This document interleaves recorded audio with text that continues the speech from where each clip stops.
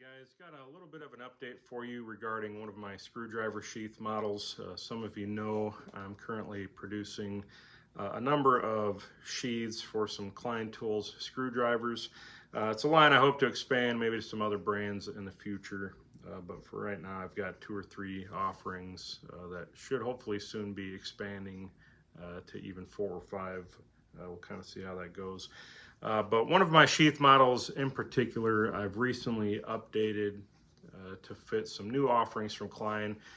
So, you know, it turns out as soon as I started selling one of these sheath models, Klein went ahead and came out with a slightly different version of one of their screwdriver shafts or adapters. And I wanted to make sure that it fit that as well. I got a couple requests, in fact, to that effect. So I did go ahead and update the design.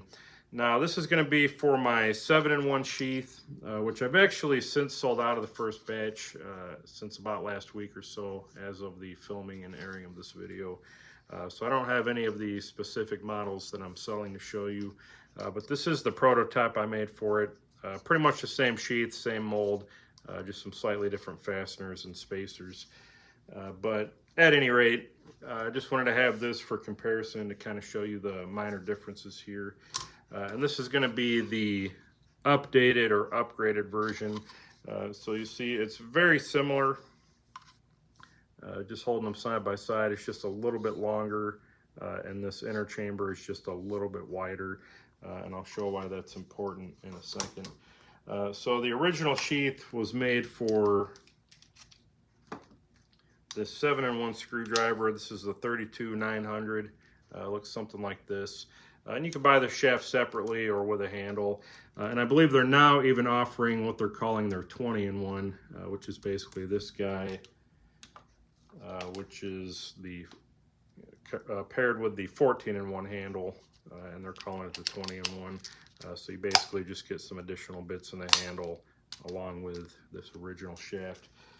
But that being said, Klein did also come out with an additional size of their flip socket shaft, which is just a little bit longer, just a little bit bigger, and it basically just replaces the 11/32 on the original with a 9/16 on the rear here. So slightly different configuration, slightly different dimensions, and it doesn't quite work with the original sheath that I made, so I wanted to address that issue and give you guys an updated version of that. So just to quickly show you the differences here, and there are a number of YouTube videos and tool reviewers that have already kind of addressed this and shown this probably better than I am. But here are the two shafts together, just kind of flushed up at the back here. You can see the newer one is just a little bit longer, and it's going to be just a little bit wider, you know, down here than this one is. And if I take the original 7-in-1 sheath model here, I can show you it does fit in one configuration. There are some minor issues with it, but it will fit, just as an FYI.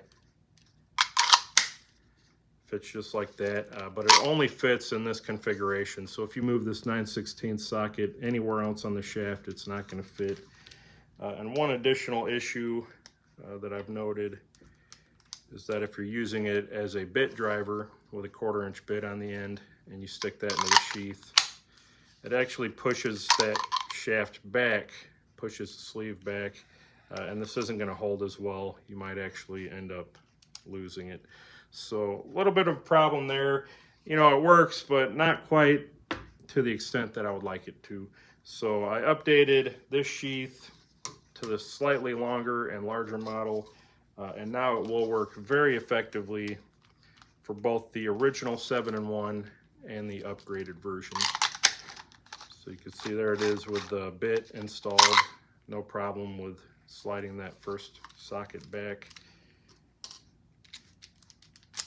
And if we go ahead and flip the 9/16 to the end, and again, this will work in any configuration, you know, no matter which order you have any of these in. But if you stick it on the end like so, it fits in perfectly. One more note, I did update the tension on this sheath as well, so it's just a little bit less tension than the previous model. Not that there is really anything wrong with it, but it's just that much easier to pull out and push in. And it still has every bit of the same retention. You know, that's not going to fall or fly out of there, you know, unless you want to take it out, which is now much easier to remove and just a lot smoother. So that's with the updated 7-in-1. Of course, it will still work with the original 7-in-1.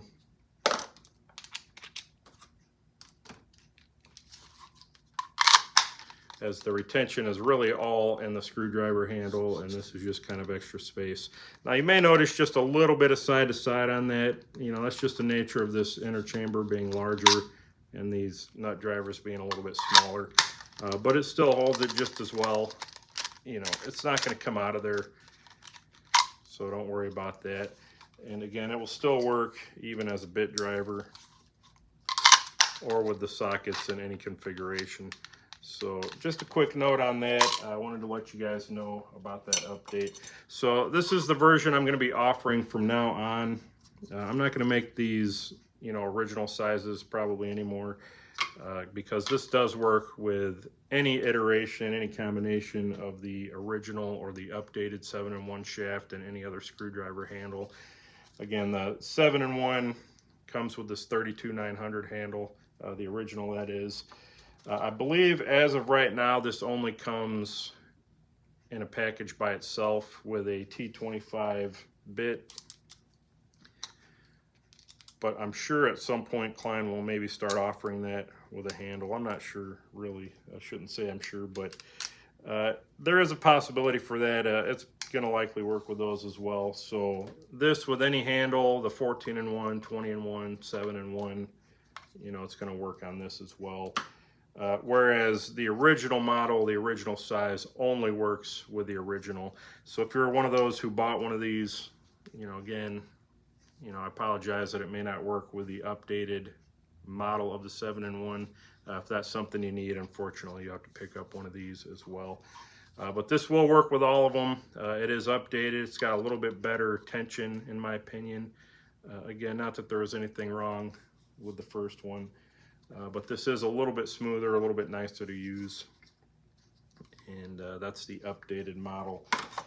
Just as some closing notes here, if you go to my website, RileyKnifeandTool.com, you will see I do have several of these stubby sheaths that I recently developed. Works with the original Klein 6-in-1 stubby multi. Model number on that is 32561. Works very well for that. You can clip these to your tool bag, to your belt loop, you know, hang it off a lanyard. Really put it just about wherever you want. And it's just a nice way to keep that handy without losing this in the bottom of a tool bag or a tool bag pocket. So check those out. I do have some new models coming soon. I'll go ahead and make some additional videos and posts when those are available. I'm currently waiting on mold material to come in so that I can machine those split molds. But definitely trying to keep up with you guys. The response has been all but overwhelming. You know, it's just all that I can do to keep up with orders, and that's a good thing. I really appreciate it. I'm grateful.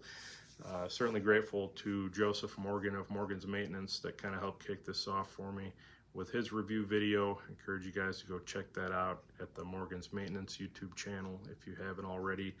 I'm actually going to be eventually sending him an updated model of this just as a thank you, as well as a couple of the other sheaths I've been working on.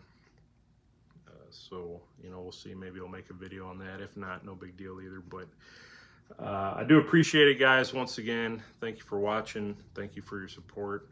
And keep an eye on the website. I'm going to be updating stock as I can get these made and try to make these available for you guys. So thanks again. We'll see you on the next one.